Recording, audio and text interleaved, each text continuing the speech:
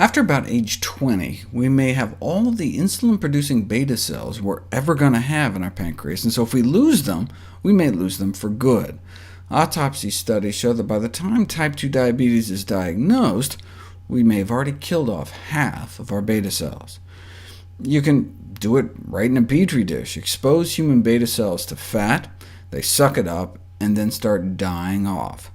A chronic increase in blood fat levels is harmful, as shown by the important effects in pancreatic beta cell lipotoxicity.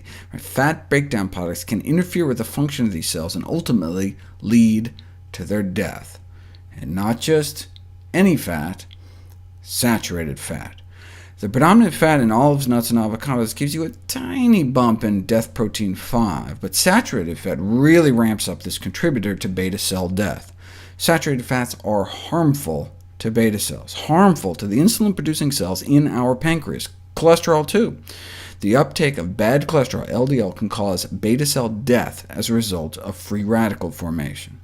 So, diets rich in saturated fats not only cause obesity and insulin resistance, but the increased levels of circulating free fats in the blood, called NEFAs, non-esterified fatty acids, causes beta cell death, and may thus contribute to progressive beta cell loss in type 2 diabetes. And this isn't just based on test tube studies. If you infuse fat into people's bloodstream, you can directly impair pancreatic beta cell function, and the same when we ingest it. Type 2 diabetes is characterized by defects in both insulin secretion and insulin action, and saturated fat appears to impair both. Researchers showed saturated fat ingestion reduces insulin sensitivity within hours. But these were non-diabetics, so their pancreas should have been able to boost insulin secretion to match, but insulin secretion failed to compensate for insulin resistance in subjects who ingested the saturated fat, and this implies the saturated fat impaired beta cell function as well, again just within hours after going into our mouth. So, increased consumption of saturated fats has a powerful short and long-term effect on insulin action, contributing to the dysfunction and death of pancreatic beta cells in diabetes. And saturated fat isn't just toxic to the pancreas. The fats found predominantly in meat and dairy, chicken and cheese are the two main sources in the American diet, are almost universally toxic, whereas the fats found in olives, nuts, and avocados are not. Saturated fat has been found to be particularly toxic to liver cells in the formation of fatty liver disease.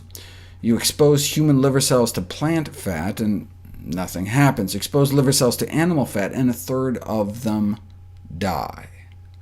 This may explain why higher intakes of saturated fat and cholesterol are associated with non-alcoholic fatty liver disease. By cutting down on saturated fat consumption, we may be able to help interrupt this process. Decreasing saturated fat intake may help bring down the need for all that excess insulin. So either being fat or eating saturated fat can both cause that excess insulin in the blood. The effect of reducing dietary saturated fat intake on insulin levels is substantial, regardless of how much belly fat we have. And it's not just that by eating fat we may be more likely to store it as fat. Saturated fats, independently of any role they have of making us fat, may contribute to the development of insulin resistance and all its clinical consequences. After controlling for weight and alcohol and smoking and exercise and family history, diabetes incidence was significantly associated with the proportion of saturated fat in our blood. So what causes diabetes? The consumption of too many calories rich in saturated fats.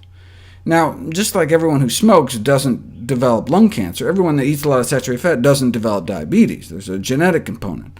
But just like smoking can be said to cause lung cancer, high-calorie diets rich in saturated fats is currently considered the cause of type 2 diabetes.